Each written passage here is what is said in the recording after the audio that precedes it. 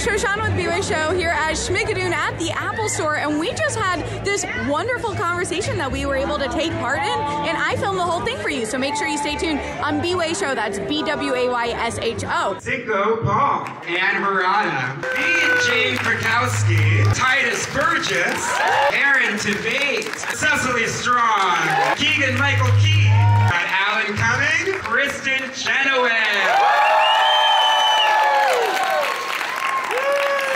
As a theater kid, it was just a dream just saying all of your names in a row, let alone sitting here with you.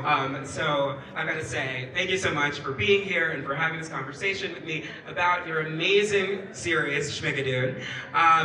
I want to kick off by sort of looking backwards to season 1 so that we can look forwards to season 2. Season 1, we're in the golden age of musical theater. We're in Rodgers and Hammerstein land, right? It's, you know, it's bonnets and it's corn pudding and whatnot. It's so fun. What was it like to sort of delve into and sort of explore the darker, sexier, a little bit more dangerous world of musical theater in the 70s and 80s with Schmicago? I mean, I'm very dark and sexy and dangerous. So it was really natural for me.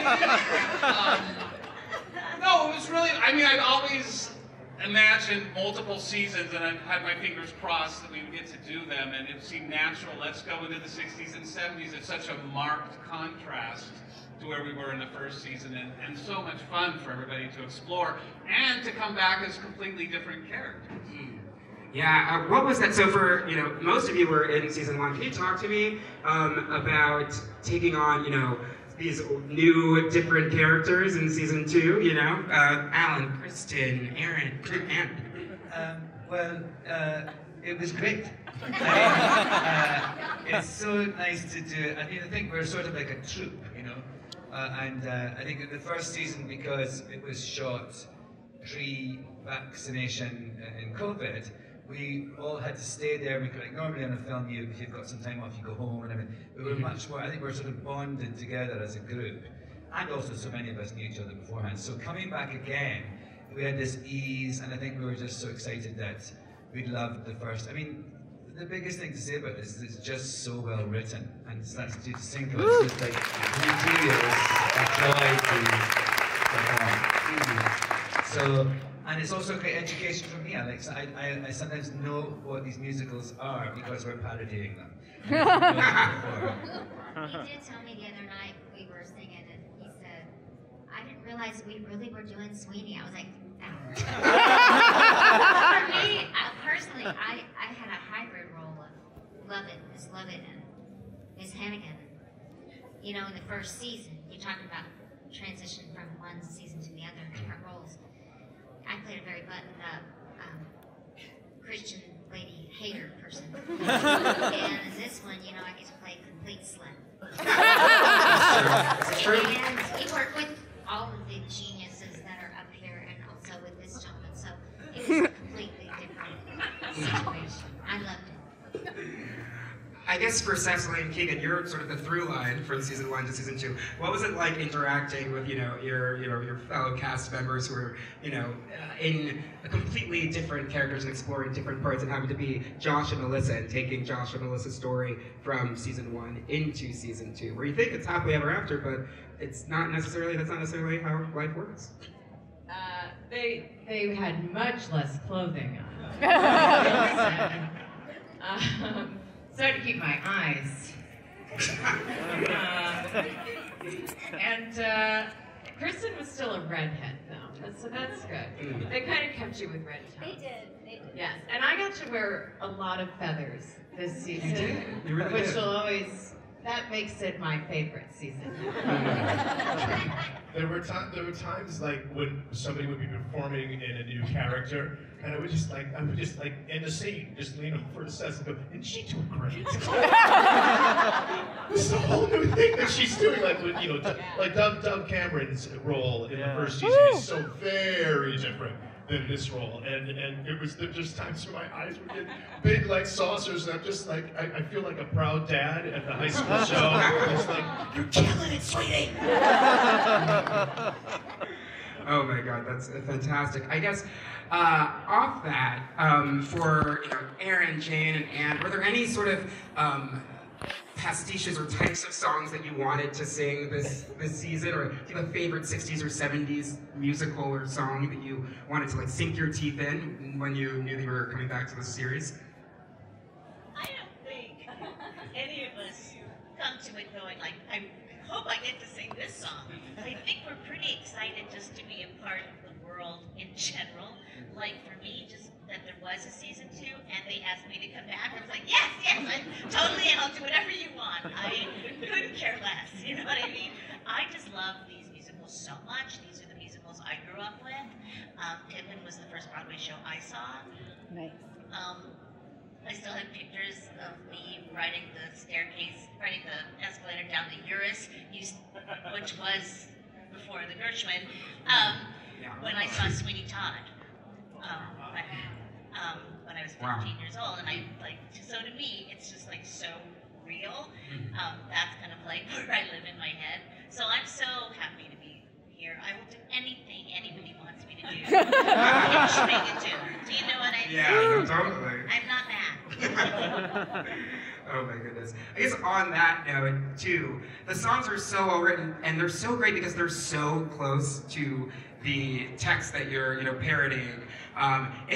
Does that make it harder or easier to learn? Because I feel like that could be really tricky. Like, worst pies in London, and then you got to say worst brats in London. How do you not mix those two up? It's so clever. I went to see Sweeney Todd, the real one, on Broadway, and it was so funny because when there's a few songs we sing that are sort of very homages to Sweeney Todd, and when I was in the audience the other night, I was like, ooh, gosh, that really is close. Yeah, I work closely with the Apple legal team. Tell me about that. I feel like it's really... They wrote the 4th episode, right? You walk such a fine line. How do you know, how to not cross it, I feel? Yeah, I know. I mean, really, actually, to be honest, I haven't had to deal much with the legal team because I've kind of learned, like, where the line is and how to adjust things melodically and harmonically so that it's reminiscent of, but not an exact rip-off. So. That's fantastic. Okay, so I think this is a great time to move to our first clip, which sort of shows how expertly you walk that line. And it's sort of the grand opening of Schmigadoon. Welcome to Schmicago. Welcome to Schmicago, our fantastical Harada. Wow. All right. I gotta go to Titus now. Titus, wow. So, Titus, you're the only new person with us, who was not present for season 1. So you gotta tell me, what was it like joining this cast? Well, I'm a fan of all these people, and I've watched them for a long time. I've worked with one of them before I got back, and it was just lovely to work with her again. And we will be doing a show in July if you want to come. But it was great, and it was so collaborative. Cinco, you were so open and so warm, and you wrote the shit out of it. So it wasn't a lot of the work we had to do. Was just kind of show up to work and do it. And it was wonderful. It was great. I do have another question, which is maybe a little off topic. How do you sing so high? Like, how do you do it? It's incredible. I learned from Kristin. That makes a lot of sense, actually. There'd be days coming out of the trailer where I was like, who was that? Who was making that sound? And it was always you. It's like a siren. I had to go find it. You gotta warm up to hit those notes, I guess. That's the only way. Oh, I love that. I guess, well, Jade and Titus, I mean, you both were so fantastic on Unbreakable Kimmy Schmidt for so many years. What was it like to be back on set together, doing a great show? Well, it was amazing, and it was incredible to have Titus come join us. And I couldn't think of anybody in our business that should join us as much as Titus. But I think one of my favorite memories was our first read-through of season 2. And Titus, I don't know if Titus read all the episodes by then. I'm not sure if you've gotten them all. And I joined way late. Right. So we were sitting next to each other. You remember this, Cinco? And like every time something was coming up that I knew he was gonna love, I'd be like, "Wait, you see this?" And then everyone would do their numbers, and we'd all be screaming for each other, and our minds were blown, right? Like, I think that's how we felt when we first read this, especially season 2, because it was so different. The whole world was so different, and seeing how smart and intricate it is, and how it was written. I mean, I never thought I'd put Annie and Sweeney Todd together, and now I never want to unsee it. Anyone who's ever been in Annie or in an Annie tour or anything, you know you want to make meat pies out of those kids. I wonder if a pie is going to come out with a couple of homies. Sorry. Oh my gosh! Wow, that is actually so true. Speaking of combinations, I want to talk about Aaron Tveit. You probably had like the most combinations for characters, because you were giving me Claude and Hair. You were giving me Jesus and Godspell. You were also giving Pippin and Pippin. You were giving Pippin and Pippin. So can you talk to really lots of white boys who really want a lot? Can you tell me about that? Just whiny white boys who want all the things. No, and also as the season goes on, I become also a version of Jesus in Superstar, and then also Judas in Superstar. So it's a lot. Yeah, it's a lot. Lots of inner conflict. But no, I think and also all of those things that you spoke, and I listened. I've not played any of those roles in my own professional canon or life. That's crazy. So and much like season 1, I've never done Carousel or Annie Get Your Gun, and so to kind of get to do all of those things in this way is pretty incredible as a theater performer. And I think, as was said before, it goes back to the writing. And I think the way that these songs are reminiscent, as Cinco said, to the originals, you kind of just get to what you know of these songs. You know that you kind of have a thing to do with each of them. Like in Doorway to Where, for instance, I so knew that was Corner of the Sky, so there's like a little bit of a wink to how, not that I would make fun of Corner in the Sky, but how I would go about No, it's Corner in the okay. Sky. You can definitely make fun of Corner in the Sky. That's okay. Yes. So it's just so fun to kind of get to do that. But also your hair. And also my hair. That's season 3. So this is a visual medium, right? And so when you get something like a wig like that, it does a lot of the work for you. And yeah, the first day I put on that wig, I was just laughing at myself in the mirror. So I knew we were on a good track. Wow, we really love to see that. I do want to bring up the other new cast member who's not with us right now, but is so fantastic in the show, Patrick Page. Yes! Who comes in as the villain of Schmicago, for lack of a better term. Can you talk to me about what it was like, bringing him into the fold as well? Yeah, just tell me what it was like working with Patrick as well. It was great. And also, he has this tiny little dog, like a little chihuahua. So there's this huge man with a low voice, and then this little tiny little dog. A tiny little dog named Georgie. Georgie. Let's go, booby, Georgie. Keegan did this and made me laugh for a month before we really had to shoot with Patrick in front of us. It was like, oh no. That we're going to laugh at everything he says. I couldn't help myself, yeah, just like, good morning everyone in the trailer. Let's put on some makeup. Very good. We love a low voice man with a tiny dog, really. We do. All right, you know what? I feel like we should move on to our next clip, which is absolutely out of this world. So, you'll see.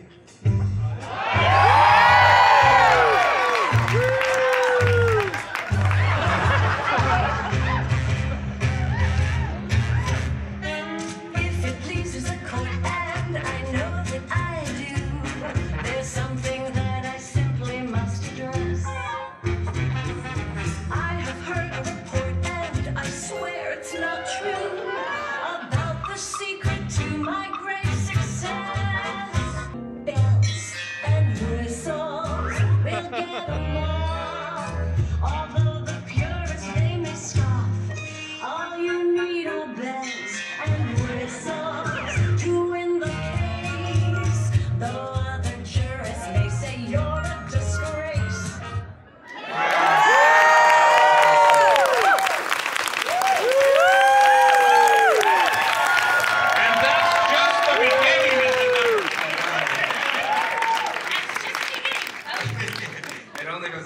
are. Now, Jane, I do have to say, this hasn't even aired yet online, and I've seen people on the internet say that you are both, as a lawyer, responsible for Gwyneth Paltrow getting off and Donald Trump being arrested.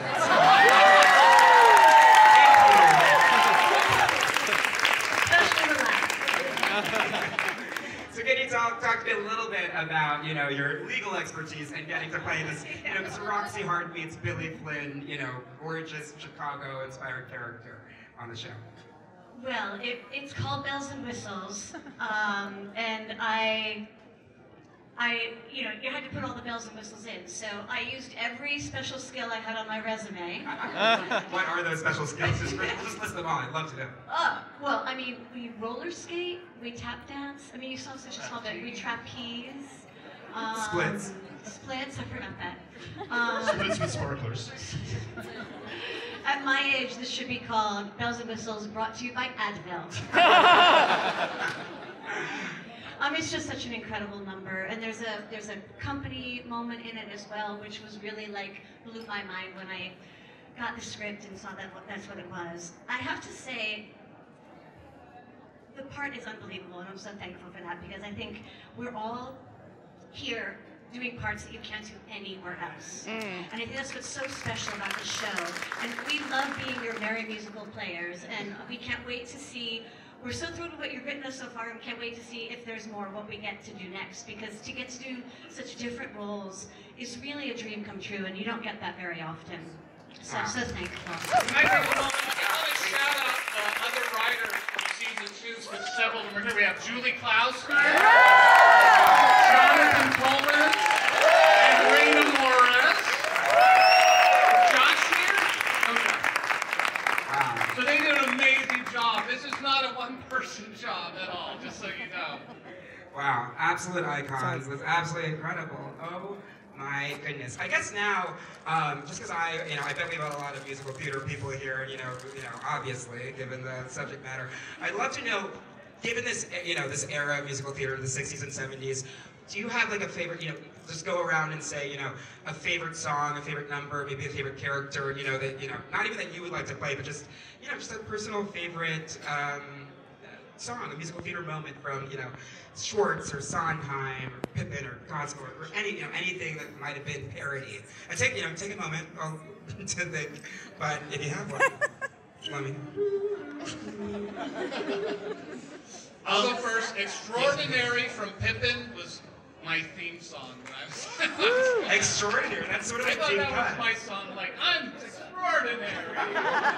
You are extraordinary. Wow, that's not the song that you think of when you think Pippin. Wow, I love that. Okay. Extraordinary. I like. Why? I thought I was meant for more than patching the roof and pitching the hay. That's not my idea of a perfect day. Keegan, you seem like you had Pretty Women from Sweeney. Yeah. I love that song. I just think it's just an absolutely gorgeous song, and it's the one song that always comes into my head when I think of the musical first. Gorgeous, Pretty Women. Fantastic. I like from Jesus Christ Superstar, a song that Mary sings called I Don't Know How to Love Him. I love that song. I've never sung it. Maybe I will. You definitely should. It's a really great song. I think my favorite is probably Being Alive for the Company. I want to hear everybody sing their favorite song. I'm sort of asking this so that we can sort of get, if there are casting directors here, just sort of, let's get some of these shows up and running, please. We'd love to see. Maybe this time from Cabaret.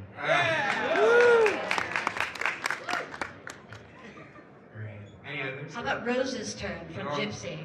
There we go. I had another Gypsy. I love Gotta Get a Gimmick. Any song with an accent built in. My favorite song is not from my favorite show, but it's my favorite musical moment. It's A New Life with Linda Ederson. Jacqueline Hyde. Oh my god. Oh, so good. Unbelievable song. So good. That's sort of, people should know that song more. We'll get there. get there. Yeah, we're a little out of the season parameters there. All right. Okay. Okay, so Alan, actually, I have a question specifically for you, which brings up another cast member who randomly has an Oscar, Ariana DeBose. Absolutely randomly, sort of crazy, you know. It's amazing. It's amazing. It's incredible. She actually plays sort of a version of the MC in the first couple of episodes, and you are the titular, the MC in Cabaret. It's all of us forever. What was it like? Were you there on set when you talked to her about it? What was that like seeing her sort of take on the role? I was furious. No, I finished before Ariana started. Wow. So I didn't even see her on set. I had to go and do this dance thing in Scotland. So they shot me out in the first month. So I didn't see anything. Well, we had dinner in the, spoiler alert, we had dinner in the club. In a later episode, but none of the club stuff I was a part of. So I felt it was great. So when we first saw it, that was the first time I'd seen it, and I thought she was. I mean, she is amazing, of course. It's so funny because the first time we did it, the first season, it was before West Side Story had come out. Yeah. So she was in this sort of holding pattern, waiting for it to come out, and all those other things she'd done. And then now it's just so incredible to see someone sort of blossom in this way and just be and do the thing. and do the thing she did. I think that's a great transition to sort of talk about. This cast, beyond being so incredibly talented, it's just, riddled with awards. I think you might have like an ego, you got it. Between all of you, you egos as well. And egos. Brilliant. But we got Emmy winners and Tony winners and and literally an Oscar winner. What is that? How does that shape the dynamic when you're backstage? When you're like shooting, are you like comparing trophies? Like, hey, you take my Tony, I'll take your. There's actually an order from who can get lunch first. And you have to have the award with. Yeah, we strictly have that. I remember in the first season, Aaron won the Tony. Yeah. While we were shooting, he was like, man, I hope I win. Yeah, that was when the nominations came out, and I was the only nominee. But everyone was so. I had to go to work that day in season 1, and to feel the support and love from this group of people that I've admired for so long, and as you're saying, it's actually the opposite. I think that no one walks around like, oh, I have this or I have that. So to have this group of people kind of be able to support, it was just a very surreal moment. That was very special. Yeah. Also, we have so many awards, we forget.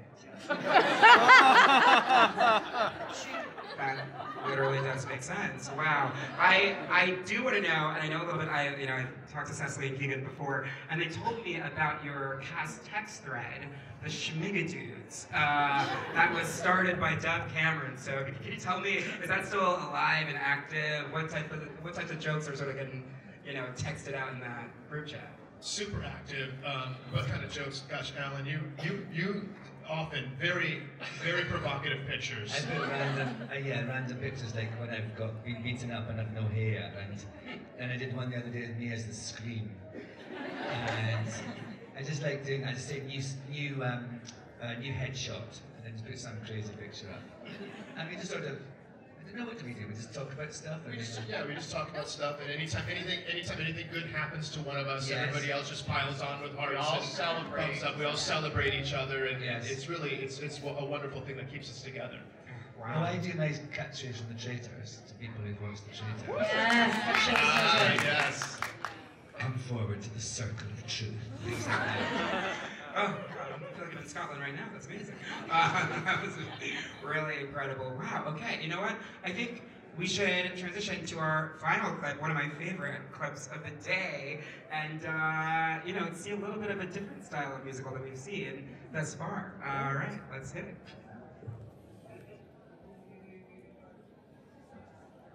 Talk to Daddy, talk to Daddy now. Here's what I know about Uncle Lenny. Was low on the dope, well he had many. His wealthy pa said, I hope you sonny. But so talk to Daddy, talk to Daddy. He will rock you when you are sad. But the bond between you is vital.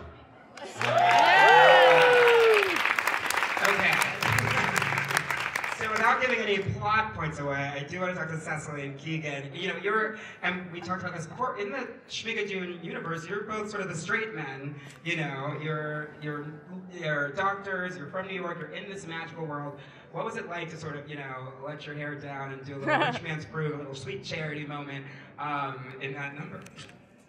That was, I love hair, and I'm such a I do too. Keegan got to spend most of the time with them, so I was a little jealous. So I really got to enjoy myself. I think that was maybe our favorite days on set. Yeah. It's because outdoors we all got to be with each other. These are like dancers that I am a fangirl of at this point. I think they're so incredible. So it felt like we got to hang out with them too. It was just so much fun. It was. You were there, and Jeff was there, and it was fun because this project, of course, we have no CGI, and so when you're there with 70 people, you're actually there with 70 people, and it really the energies, it's remarkable. Yeah, it was such a fun. It was an absolute blast. And a quick shout out to Chris Catelli. Chris Catelli. So you'll recognize them as well in different dancer roles. Yeah, I tried to bring back as many people as I could, so a lot of recognizable faces. Even some of the kids in the orphanage are kids from the school. They were, yeah. Oh, that's right. And in Jane's number from the clip we watched, some of the jurors are some of the parts from the... Our Schmigadoonians. Yeah, Pete is doing jury duty. Wow, we love that. I was saying sort of before this panel started, I've seen the series now twice, you know, all the way through. I'm gonna watch it many times. On the second watch, there were even more jokes that I missed. There's so many jokes per minute. There's so many little things in terms of, you know, cast members from the first season that you wouldn't necessarily see. You know, the Joanne and Company sort of popping out, you know, over and over again. In terms of watching it, have you all even gotten to see the series? And do you pick up on all the little inside jokes? I literally picked up something right now during Jane's number. I didn't even notice she crossed her fingers when she's saying, I'm telling that's not the truth, and has her hand on the Bible. I just noticed this for the first time, and I've seen it too. I've seen it. You gotta get a TV this. I gotta get a TV this minute. Apple, can you help me out? Great. Oh my gosh. Oh wow. I guess so. For Cecily, I do want to know you were on SNL for 10 seasons. Absolutely. That is a repertory cast, right? You're doing the same thing with the same people, you know, mostly for a decade. What's it like to sort of fall into another, you know, repertory cast in Schmigadoon and sort of? Well, like I told you, I don't think I'll sign another 10-year contract anytime soon. But I mean, I loved that I got to be there, and I love that I get to be here now. Mainly, and I know it sounds fakey and whatever, but I do feel so incredibly lucky for both. Wow, that's really fantastic. And so as someone who, you know, I love theater, I love television, they're two very different mediums, and you're both, you know, you're all so well versed in both of them. What are sort of the major differences between doing a big number on camera versus doing it 8 times a week on Broadway? What is the skill set needed for each? Is it similar? Is it different? I think what's interesting about this group of people is it's a combination of people that kind of do all the things you mentioned. And I think from my standpoint, you're always kind of working with certain muscles depending on the medium, but this is one place where we kind of get to do everything at all times, which is a rare thing. But interestingly, I find, and you know, Dub and I talked about this when we were having some interviews recently, I find I'm performing larger or bigger for camera on this show, even more so than I do on stage. Oh, wow. It's a very fascinating thing. That's not normally what people say. Which has not been my experience in other musicals that I've done on film. But there's something about this, about really going all the way and leaning into what we're doing. Sort of a heightened. Yeah, it's a bit heightened, and I think also it sets up, you know, Cecily Keegan to react to, and I think that's really our jobs, right? So it's just it's a really interesting combination of everything, I think. Wow. Wow. Can I just say, it's really hard to work with Cecily and Keegan because their reactions, we call them the straight. They're not. It's such a delight to look at our straight leading lady and our straight men and be able to like how do I appropriate? Say, ask me if they're straight. Are they straight? Oh no, say they're straight. Say they're straight. So is a noodle until you cook it.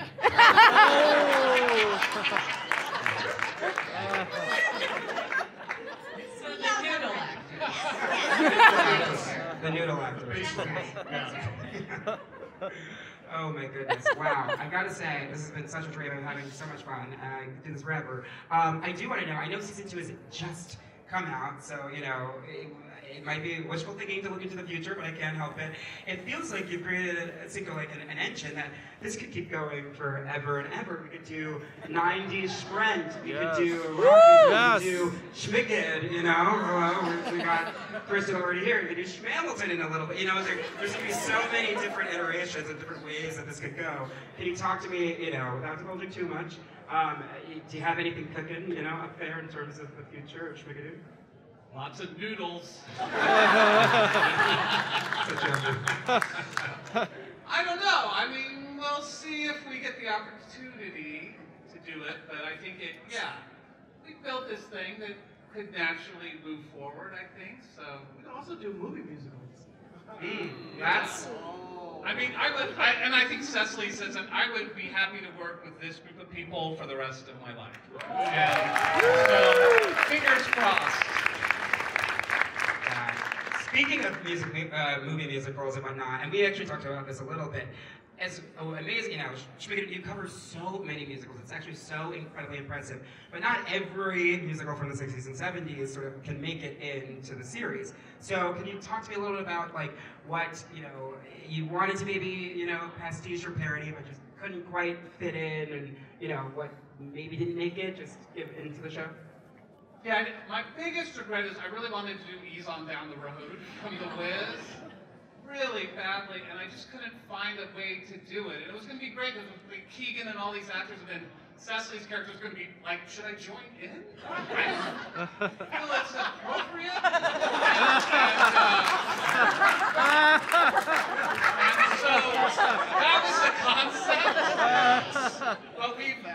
But everything in Schmicago was so close. There was like no journeying in the show, so that's my one big regret. We weren't able to, because I love that song, and I actually love The Wiz. You know, it's such a great show. So maybe we'll get another chance. There are also points, and I don't want to spoil anything, but there are little tiny Easter eggs throughout the season where you take an opportunity to hit a musical in 1 or 2 lines of a song, and you can scoop into another musical, and so just, you know, keep your ears, bring up your ears. Yeah.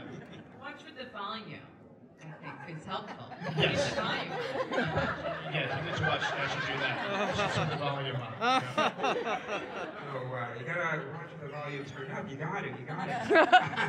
I gotta say, you know, and something I think that we all love about musicals, even if they're funny and irreverent and silly and outlandish and, you know, there are tons of jokes, there also is like a really deep heart, right? There's a moral, there's a message, there's something to take away, and it's absolutely the case with this season of Schmigadoon, which really, you think after the first season, like, everything's wrapped in a bow, and, you know, you get your happily ever after, but then that's not always the case, which we learn through Josh and Melissa's journey. So I'd love to know, sort of, again, without giving anything away about the end of the series, sort of, when you get to the end of the process, sort of like the final moments, final songs, what do you hope people take away? What did you take away, you know, from the message of this season and sort of the world of Schmicago, if you will, for everyone?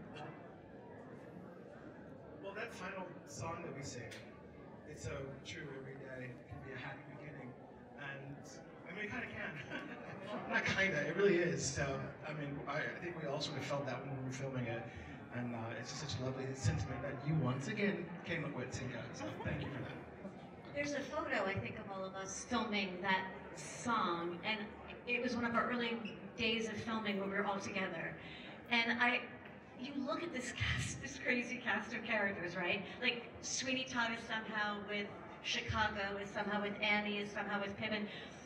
but yet it all makes sense in that last number. And for in some way, and you did this so skillfully in season 1 too, you care so much about all of these people in the town that when you have to leave in season 1, you feel bad that you're leaving, or we feel bad that you're leaving our cast of characters. And that's kind of amazing to be able to do that in something that's kind of listed as a parody, because there's so much heart in it.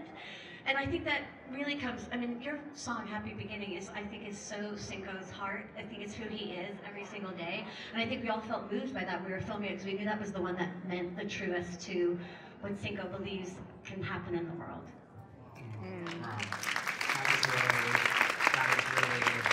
Also, I think the message is don't kill people. That's also an important message, I would say. I would love for people to take that away.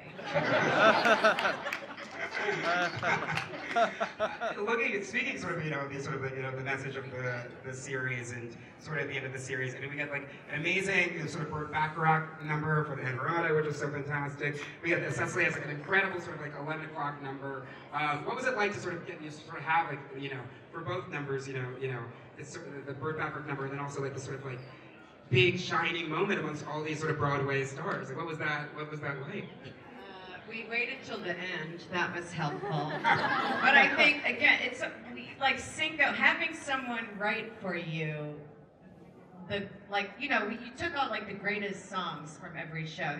Remember those like audition books, the best songs. So they're all songs from those books. And to have someone who knows your range and your limitations and your all of that to write you such a beautiful thing that you can score at. It's like, yeah, whenever will we ever get something like that again in life? I have to tell a story. This happened, of course we miss him, Burt Bacharach, but I was speaking with him about the show, because he's like, what are you doing now, kid? And I told him about the love letter sort of that y'all did. He said, what do you mean? Are you using my songs? I said, no, it's just like a tip to the hat. He goes, why didn't Cinco Paul call me? I said, because he's actually doing that on his own. But he was actually very excited to see that. Very honored. That's another thing. All these composers like Stephen Schwartz, they're all very, very touched that Cinco has been touched by their music and paying homage to them. So that's another thing that you've done.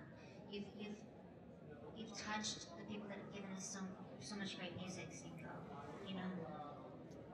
Thank you. I have heard that Sir Andrew is a big fan of the show, and I know Stephen is as well. We were actually recording. Well, maybe I shouldn't reveal this.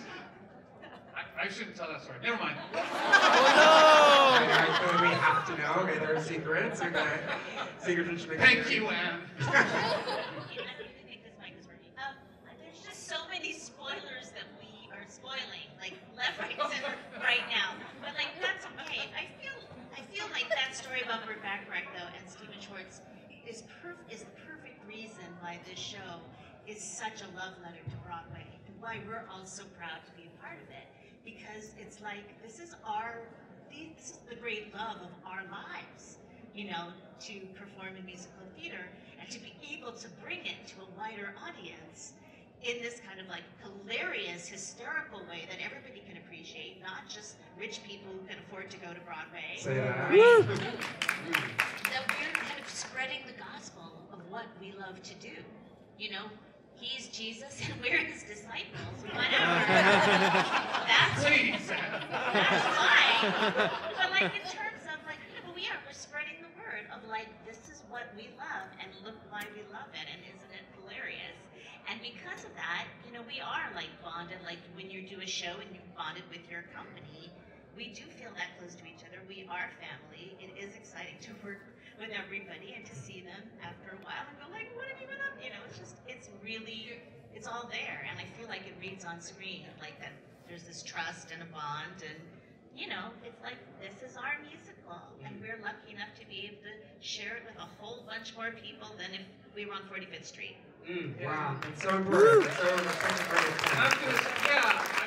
One example of that is when, I wrote this song for Cess, and killed it. And I was with Keegan, we were watching, and we turned to each other, and we're both tearing up, because, like, it was a big moment for her character, but for me, it was also like a big moment for Cecily, you know?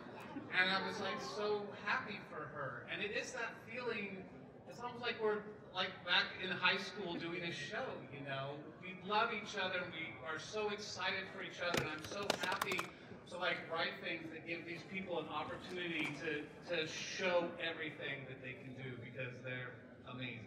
Wow. I gotta say, okay, so off of, you just said high school, which I know, you know, all of your credits from Broadway, of course. But I actually don't know what roles you played in high school or before you became, oh my God, excuse me, before you became like mega famous Broadway stars. So I would love to know, and sort of thinking of, you know, going back to the beginning, what were some of your first earliest roles in musical theater? So ending at the beginning. So some of your favorite roles that you played before you became Anne Harada and Kristin Chenoweth and Jane Krakowski and Titus and Aaron and Alan and Keegan and Cecily. I was Lucy, and you're good now, Charlie Brown. Wow! Oh my God, that's so good! Wait, that's actually such good casting.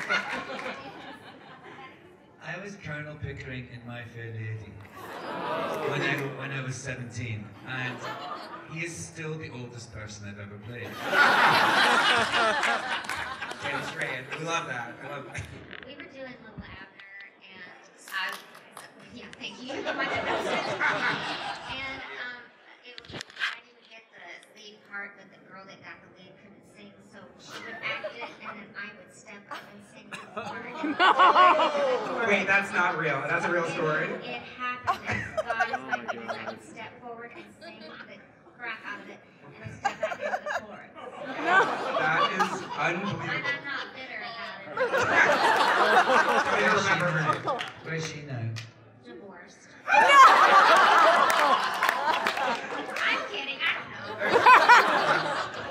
I sent my high school into a real scandal because I was a freshman and I auditioned for the school play, and I'd never done a play before, and it was Little Shop of Horrors. Oh.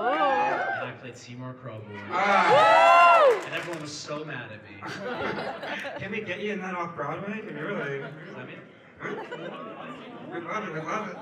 I played Fagin in Oliver. It was fun.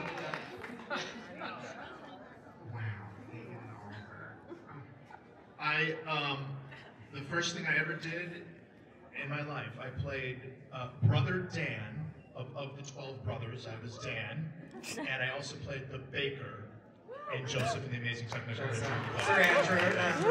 Sir Andrew, yes. My junior high did Music Man in 7th grade, and I was dying to be Marion, and I got Eulalie McKechnie's show. But you know what? I got all the laughs in the show. Say that. And Marion's skirt fell off.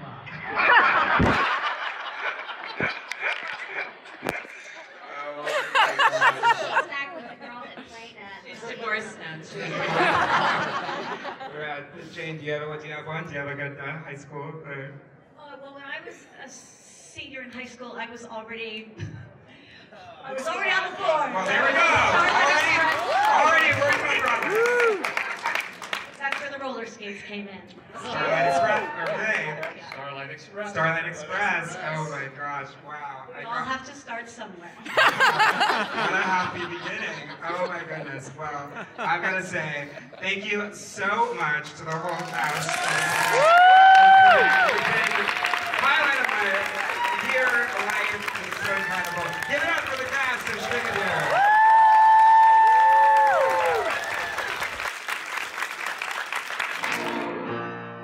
Thanks for watching bwaySHO. Please hit that subscribe button across social media so you too can become a theater insider and watch videos you won't see anywhere else. See you at the show.